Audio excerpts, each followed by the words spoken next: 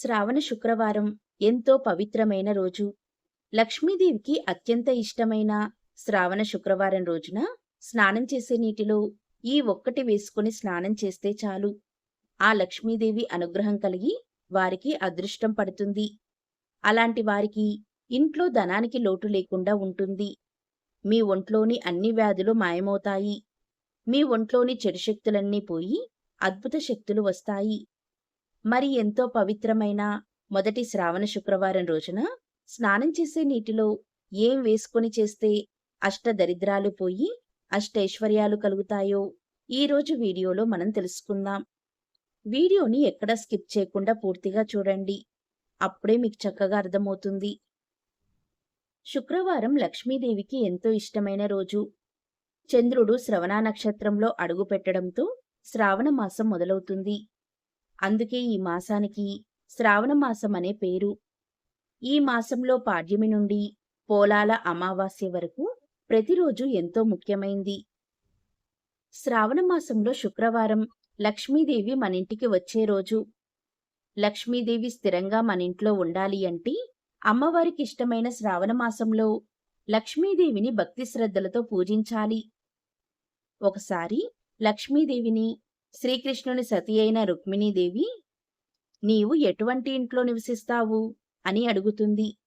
అందుకు లక్ష్మీదేవి ఇలా చెబుతుంది, ఇతరులకు హాని కలిగించని వారి ఇంట్లో, గురువుల పట్ల భక్తి కలిగిన వారి ఇంట్లో, మంచి పనులు చేసేవారి ఇంట్లో, దానం చేసేవారి ఇంట్లో, శుభ్రత గలవారి ఇంట్లో, గర్వం లేని వారి ఇంట్లో, తల్లిదండ్రుల ఎడల గౌరవభావం ఉన్నవారి ఇంట్లో, స్త్రీలు సంతోషంగా ఉండేవారి ఇంట్లో నేను ఎల్లప్పుడూ కొలువై ఉంటాను అని చెబుతుంది. దానికి రుక్మిణీదేవి, మరి ఎటువంటి వారి ఇంట్లో నీవు ఉండవు అని అడుగుతుంది. అప్పుడు లక్ష్మీదేవి ఇలా చెబుతుంది, తనది కాని ధనాన్ని ఆశించిన వారి ఇంటి యందు, క్రూరమైన ఆలోచనలు చేసేవారి ఇంటి యందు, నాస్తికుల ఇంటి యందు, పాపాలు అధికంగా చేసేవారి ఇంటి యందు, తల్లిదండ్రులను కష్టాలు పెట్టేవారి ఇంటి యందు, శుభ్రంగా లేనివారి ఇంట్లో, అధికంగా నిద్రపోయేవారి ఇంటి యందు, స్త్రీలు దుఃఖించే ఇంటి యందు, భర్తను గౌరవించని ఇంట్లో నేను అస్సలు ఉండను అని అంటుంది. స్థితికారకుడైన శ్రీ మహావిష్ణువు జన్మ నక్షత్రం శ్రవణం. ఈ నక్షత్రం పూర్ణిమ నాటి చంద్రుడితో కూడిన మాసం కనుక శ్రావణ మాసం అయ్యింది. శుద్ధ సాత్విక స్వరూపంలో వెలిగే జగన్మాత శ్రీ మహాలక్ష్మీదేవి తన భక్తులకు నైతిక బలాన్ని అందిస్తూ వారికి శక్తియుక్తుల్ని లక్ష్మీదేవి అందిస్తుందని నమ్మకం. ఉత్సాహం, ఉల్లాసం, ఆనందం, ఉత్తమ గుణాలు, సిరి సంపదలు, శాంతం, శుభ్రత ఇలాంటి శుభప్రదమైన అంశాలకు మూర్తీభవించిన స్వరూపమే లక్ష్మీదేవి. మహాలక్ష్మిని అష్టైశ్వర్యప్రదాయినిగా పూజిస్తారు. మహాలక్ష్మికి మహా ఆనందం చేకూర్చడం కోసమే శ్రీహరి లోకాన్ని సృజించాడని భాగవతం వెల్లడిస్తుంది. కార్యసిద్ధి, విఘ్న నివారణ, విద్యాలబ్ధి, ఐశ్వర్యం, స్వచ్ఛత, జీవ సాఫల్యత ఈ 6 సుగుణాలు 6 లక్ష్మీ రూపాలు. ఈ 6 సాధన కోసం శ్రావణ మాసంలో శ్రావణ లక్ష్మిని త్రికరణ శుద్ధిగా ఆరాధించాలి. లక్ష్మీదేవికి ప్రియమైన విష్ణువు జన్మ నక్షత్రమైన శ్రావణం పేరిట వచ్చే మాసం శ్రావణం. ఈ మాసంలో లక్ష్మీ ఆరాధన సకల శుభదాయకంగా భావిస్తారు. ఈ నెలలోనే సోమవారాలు, మంగళవారాలు, శుక్రవారాలు, పౌర్ణమి తిథి ఇలాంటి పర్వదినాలకు ఎంతో విశిష్టత ఉంది. బ్రహ్మ వైవర్తన పురాణం ప్రకారం దుర్వాసముని శాపానికి గురైన లక్ష్మి సాగర గర్భంలో చిక్కుకుంది. దాంతో సకల దేవగణం ఐశ్వర్యహీనులయ్యారు. శ్రీ మహావిష్ణువు ఆజ్ఞానుసారం దేవతా సమూహం సాగరాన్ని మదించి తిరిగి లక్ష్మీదేవి అనుగ్రహానికి పాత్రులయ్యారు. భగవంతుని సంకల్పం వల్ల సృష్టికి ఐశ్వర్యం సిద్ధిస్తుందని చెప్తారు. సంకల్పం చేసేది హృదయస్థానం. విష్ణువు హృదయంలో కొలువు తీరి ఉండే అమృతవల్లి మహాలక్ష్మి. కాబట్టి ఆమె సకల కార్యాలకు సంకల్పశక్తి, ఆమె ఎల్ల లోకాలకు ఏకైక దీపం. ఈ 3 లోకాలు ఆమె కుటుంబం. సకల జీవరాశులు ఆమె సంతానం, ఆరోగ్యం, ఆనందం, ఆహ్లాదం ఎక్కడ ఉంటే అక్కడ లక్ష్మీదేవి ప్రసన్నమవుతుంది అంటారు. తన గజ్జల సవ్వడులతో ధనరాశుల్ని కురిపిస్తుందని భక్తుల ప్రగాఢ విశ్వాసం. శ్రావణమాసం పెళ్లిళ్లకు శుభ సంకేతం. ముఖ్యంగా శ్రావణ మాసంలో వచ్చే మొదటి శుక్రవారం రోజున ప్రతి ఒక్కరూ చేసే పూజలలో కొన్ని నియమాలను పాటించాల్సి ఉంటుంది. శ్రావణ మాసంలో వచ్చే శుక్రవారాలు, మంగళవారాలు ఆడవారికి ఎంతో ప్రధానమైనవి. శ్రావణ మాసంలో శుక్రవారం రోజున లక్ష్మీ పూజ చేస్తే మంగళవారం రోజున మంగళగౌరి పూజ చేస్తారు. శ్రావణ మాసం అంటేని శ్రావణ శుక్రవారాలు అందరికీ గుర్తుకు వస్తాయి. శ్రావణ శుక్రవారాలలో లక్ష్మీదేవిని భక్తి శ్రద్ధలతో పూజిస్తే దీర్ఘ సుమంగళీతత్వం, ధనానికి ఇంట్లో లోటు ఉండదని పూజిస్తారు. మరి ఇంతటి విశేషమైన శ్రావణ శుక్రవారం రోజున ఎలా పూజ చేసుకోవాలో ఇప్పుడు చూద్దాం. ఈ రోజు ఆడవారు సూర్యోదయం కంటే ముందే నిద్రలేచి ఇల్లు మొత్తం శుభ్రం చేసుకోవాలి. వాకిట్లో గడపకి పసుపు కుంకుమ బొట్లు పెట్టి గడప ముందు కల్లాపి చల్లి ముగ్గులు పెట్టాలి. వీలున్నవారు ఆవు పేడతో కల్లాపి చల్లితే చాలా మంచిది. ఇక ఆ తర్వాత తలంటు స్నానం చేసి పూజ గదిని శుభ్రం చేసి దీపారాధన చెయ్యాలి. ఆ తర్వాత అమ్మవారికి ప్రసాదంగా పెట్టడం కోసం ఉడకబెట్టిన శనగలు, ఆవు పాలు, బెల్లంతో చేసిన క్షీరాన్నం పెట్టడం వలన లక్ష్మీదేవి అనుగ్రహిస్తుందని నమ్మకం. శనగలను ముందు రోజే రాత్రి స్నానం చేసిన తర్వాత కొద్దిగా పసుపు వేసి నానబెడితే మరుసటి రోజు త్వరగా ఉడికించుకోవడానికి వీలుగా ఉంటుంది. మనకు దొరికే చిన్న శనగలను మాత్రమే లక్ష్మీదేవికి నైవేద్యంగా పెట్టాలి. అలా పెట్టిన తర్వాత అమ్మవారికి పసుపు కుంకుమలను పెట్టి పువ్వులతో అలంకరించాలి. తరువాత అమ్మవారి కోసం ప్రత్యేకంగా ఏర్పాటు చేసిన నైవేద్యాన్ని 2 విస్తరాకుల్లో అమ్మవారి ముందు పెట్టాలి. అరిటాకుల్లో పెడితే ఇంకా చాలా మంచిది. ముఖ్యంగా పూజ చేసే ఆడవాళ్లు ఎరుపు లేదా పసుపు లేదా ఆకుపచ్చ రంగు కలిగిన చీరను ధరించి ముఖానికి, కాళ్ళకి, చేతులకు కూడా పసుపు పూసుకొని కుంకుమ బొట్టు పెట్టుకొని తర్వాత లక్ష్మీదేవికి పూజ చేస్తే ఆమె త్వరగా ప్రసన్నమవుతుంది. ఇక ఈరోజు లక్ష్మీదేవి ముందు ఆవు నెయ్యితో 2 దీపాలు, 3 ఒత్తులు వేసి వెలిగించాలి. ఇక అమ్మవారి దగ్గర నైవేద్యాలు పెట్టాలి. పాలతో చేసినవి అమ్మవారికి ఎంతో ఇష్టం. ఇక పువ్వులతో అమ్మవారిని అర్చించే ముందు ఓం లక్ష్మీ నమో నమః అనే మంత్రాన్ని వీలైనన్ని సార్లు జపించుకొని ధూపదీప నైవేద్యాలతో పూజించాలి. తరువాత మీ మనసులోని కోరిక చెప్పుకొని నెరవేర్చు తల్లి అని నమస్కరించుకోవాలి. ఇలా పూజిస్తే అమ్మవారు మీ ఇంట్లోకి వచ్చి ధనాన్ని కురిపిస్తుంది. మొదటి శుక్రవారంతో పాటు మిగతా శుక్రవారాలలో కూడా పూజ ఇలాగే చేయడం వలన లక్ష్మీ అమ్మవారు ప్రసన్నం చెంది ఆమె కరుణా కటాక్షాలను మన కుటుంబంపై ఉంచుతుంది. తద్వారా ఆయురారోగ్యాలతో, సిరి సంపదలతో కుటుంబాలు తులతూగుతాయని మన శాస్త్రాలు చెబుతున్నాయి. అలానే పౌర్ణమికి ముందు వచ్చే శుక్రవారాన్ని ప్రత్యేకంగా వరలక్ష్మి అమ్మవారిని పూజిస్తే మీ ఇంట్లో కనకవర్షం కురిపిస్తుంది. శ్రావణ మాసంలో వచ్చే శుక్రవారాలలో ఉపవాసం ఉండి అమ్మవారిని ప్రార్థించేవారికి దీర్ఘ సుమంగళీతత్వంతో పాటు ఆ ఇంట్లో సిరి సంపదలు వెల్లివిరుస్తాయి. శ్రావణ మాసంలో ప్రతి శుక్రవారం మహాలక్ష్మికి లేదా అమ్మవారి ఆలయాలను దర్శించుకునే వారికి పుణ్యఫలితాలు చేకూరుతాయని నమ్మకం. అంతేకాకుండా మల్లె పువ్వులు, కస్తూరి, జాజి పువ్వులను అమ్మవారి కోసం సమర్పించి నేతితో దీపం వెలిగించేవారికి ఈతి బాధలు తొలగిపోయి అనుకున్న కార్యాలు నెరవేరుతాయని మన శాస్త్రాలు చెబుతున్నాయి.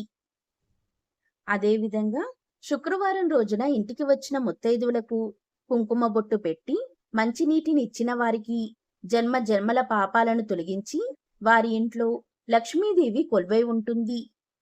ఇక శుక్రవారం రోజున సాయంత్రం 5:45 నుండి 6:15 మధ్య వెలిగించే దీపాలను జ్యోతిలక్ష్మి అని పిలుస్తారు. ఈ విధంగా ఈ సమయంలో లక్ష్మీదేవి ముందు దీపాన్ని వెలిగిస్తే అష్టలక్ష్ముల అనుగ్రహం కలుగుతుంది. ఈ సమయంలో దీపం వెలిగించడం వలన అన్ని రకాల పాపాలు నివృత్తై ఆర్థిక ఇబ్బందులు తొలగిపోయి ఐశ్వర్యం సిద్ధిస్తుంది. అదేవిధంగా శ్రావణ శుక్రవారాలలో ఈ మంత్రాన్ని ఎవరైతే వీలైనన్నిసార్లు జపిస్తారో అలాంటి వారి ఇంట్లో దరిద్రం పారిపోయి అష్టైశ్వర్యాలు కలుగుతాయి. ఓం శ్రీ హ్రీం దారిద్ర్య వినాశిన్యే ధనధాన్య సమృద్ధి దేహి దేహి నమః. ఈ మంత్రాన్ని ప్రతి శుక్రవారం జపించడం వలన ఇక మీ ఇంట్లో అన్ని శుభాలే కలుగుతాయి. శనగలు అంటే లక్ష్మీదేవికి చాలా ఇష్టం. ఇవి మన ఆరోగ్యానికి కూడా చాలా మంచిది. లక్ష్మీదేవికి ఇష్టమైన శనగలు నానబెట్టి వాటిని అమ్మవారికి నైవేద్యంగా పెట్టాలి. ఇక శ్రావణ శుక్రవారం రోజు ఎవరైనా సరే ఇంట్లో మాంసాహారాన్ని అస్సలు తినకూడదు. మాంసం కూరను ఈ రోజు తెలియక పొరపాటున తింటే పరమదరిద్రాన్ని కలిగిస్తుంది. లక్ష్మీదేవి ఆగ్రహానికి గురవుతారు. అలాగే ఈరోజు నానబెట్టిన శనగలు లక్ష్మీదేవి అమ్మవారికి నైవేద్యంగా పెట్టి వాటిని ప్రసాదంగా స్వీకరిస్తే ఎంతో మహాపుణ్యం వస్తుంది. శ్రావణ మాసంలో వచ్చే శుక్రవారం రోజు శ్రద్ధాభక్తితో కొన్ని పనులు చేయడం వలన శ్రావణ లక్ష్మి మనింట్లో కొలువై ఉంటుంది. లక్ష్మీదేవికి ఇష్టమైన రోజు శుక్రవారం. లక్ష్మీదేవి సోదరుడు శుక్రుడు. ఆమె భృగు మహర్షికి జన్మించింది కాబట్టి భార్గవి అయింది. అందుకే శుక్రవారాన్ని భృగువారం అని కూడా అంటారు. శుక్రవారం లక్ష్మీదేవికి పుట్టింటి వారం. ఆడపిల్లకి పుట్టిల్లు అంటే చాలా ఇష్టం. లక్ష్మీదేవికి కూడా పుట్టిల్లంటే చాలా ఇష్టం. మొదటి శ్రావణ శుక్రవారం రోజున కామాక్షి దీపాన్ని తప్పకుండా వెలిగించాలి. కామాక్షి దీపానికి మధ్యలో లక్ష్మీదేవి, అటు ఇటు ఏనుగులు ఉంటాయి. ఇలాంటి దీపంలో దీపారాధన చేయడాన్ని కామాక్షి దీపారాధన అంటారు. ఈ కామాక్షి దీపంలో ఒకే వత్తి వేసి దీపారాధన చేస్తారు. మామూలుగా ప్రమిదల్లో ఒక వత్తితో దీపారాధన చెయ్యరు.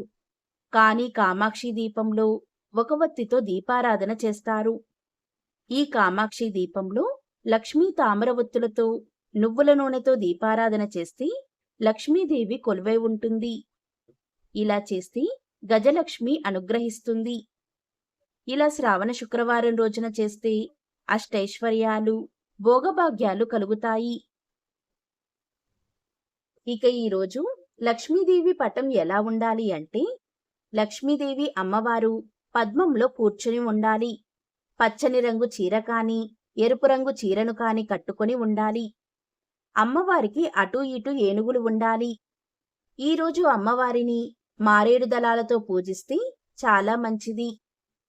ఇక వరలక్ష్మి వ్రతం రోజు వరలక్ష్మి వ్రతం పూజ చేసుకోలేని వారు ఈ మాసంలో వచ్చే ఏ శుక్రవారం రోజైనా ఈ పూజ చేసుకోవచ్చు.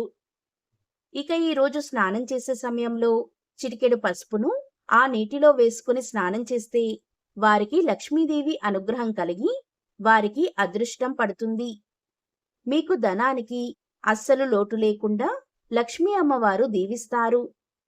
మీ ఒంట్లో తెలియని వ్యాధులు, మనోవ్యాధులు తొలగిపోయి అష్టైశ్వర్యాలు కలుగుతాయి. అంతేకాదు, మీ ఒంట్లో ఉన్న చెడు శక్తులన్నీ పారిపోయి పాజిటివ్ ఎనర్జీ వస్తుంది. ఇక మీకు అన్ని మంచి రోజులే వస్తాయి. అలానే శ్రావణ మాసంలో ప్రతి శుక్రవారం రోజు స్నానం చేసే సమయంలో ఇప్పుడు చెప్పే విధంగా చేస్తే ఇంకా చాలా మంచిది. అదేంటంటే, ఇక శ్రావణ మాసంలో ప్రతి శుక్రవారం మీ ఇంట్లో లక్ష్మీదేవి శాశ్వతంగా స్థిర నివాసం ఏర్పరచుకొని అష్టైశ్వర్యాలు కురిపిస్తుంది. ఏం చేయాలి అంటే, ప్రతి శుక్రవారం స్నానం చేసే నీటిలో ఓం శ్రీం నమః అనే లక్ష్మీ బీజాక్షర మంత్రంను మీ వేలితో లేదా తమలపాకుతో రాసి ఆ నీటితో స్నానం చేయాలి. ఇలా శ్రావణ శుక్రవారాలలో చేస్తే మీ ఇంట్లో అష్టైశ్వర్యాలు కలుగుతాయి. దరిద్ర బాధలన్నీ పోయి సకల శుభాలు కలుగుతాయి. ఇక శ్రావణ మాసంలో లేదా శ్రావణ శుక్రవారాలలో ఇలాంటి పనులు అస్సలు చేయకూడదు. అలా చేస్తే దరిద్రాన్ని కలిగిస్తుంది.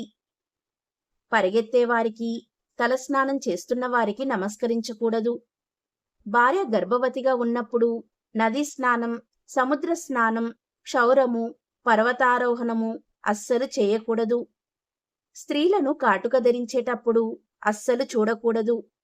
ఉదయించేటప్పుడు, అస్తమించేటప్పుడు సూర్యుణ్ణి నీళ్ళల్లోనూ, అద్దంలోనూ చూడకూడదు. అలానే తన నీడను నీటిలో చూసుకోకూడదు. రాత్రివేళ చెట్ల ఆకులు కొయ్యకూడదు.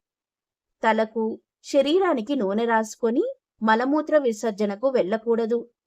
భోజనం చేస్తున్నప్పుడు, ఆవలిస్తున్నప్పుడు, తుమ్ముతున్నప్పుడు భార్యని చూడకూడదు.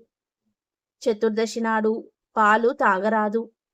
అమావాస్య నాడు స్త్రీలు పురుషులు కలవరాదు. మొలతాడు లేకుండా మగవారు బయటికి రాకూడదు. గుమ్మడికాయని స్త్రీలు ఎప్పుడూ పగలగొట్టకూడదు. అలానే దీపాన్ని పురుషుడు ఆర్పకూడదు.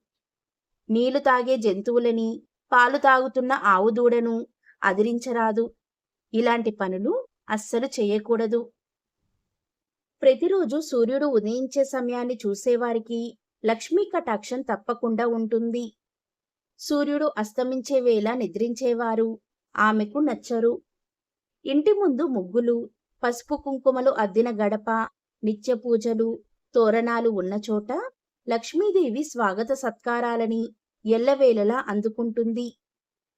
తల్లిదండ్రులను పూజించే చోట, మంచి ముత్యాలు ఉన్న చోట, తెల్లని వస్త్రాలతో పరిశుభ్రంగా మనుషులు తిరిగే ప్రదేశాలలో, పాత్రల నిండా నీళ్లు, పువ్వులు ఉన్న చోట, వెండి వస్తువులు, చందనం, పాలు, పెరుగు, మజ్జిగలు ఉన్న ఇంట్లో లక్ష్మి నివాసం ఉంటుంది. నలుగు పిండితో స్నానం చేసే స్త్రీలున్న ఇల్లు, వడపప్పు ప్రసాదంగా పెట్టే ప్రదేశం, శాంతస్వరూపులు ఎప్పుడూ నవ్వుతూ ఉండేవారు ఉండే ప్రదేశాలు, బద్ధకం, అశ్లీలత, హింస ప్రవృత్తులు లేని చోట ఆమెకు ప్రియమైన ప్రదేశాలు. అలానే కల్మషం లేని హృదయంలో లక్ష్మి శాశ్వతంగా నివసిస్తుందని శాస్త్రవచనం. నిత్య సంతోషులు ఆమెకు అత్యంత ప్రియులవుతారు. కాబట్టి శ్రావణ మాసంలో మరియు శ్రావణ శుక్రవారాలలో ఇలాంటి విధి విధానాలు పాటించి ఆ లక్ష్మీదేవి కరుణా కటాక్షాలను పొంది సకల ఐశ్వర్యాలను పొందండి.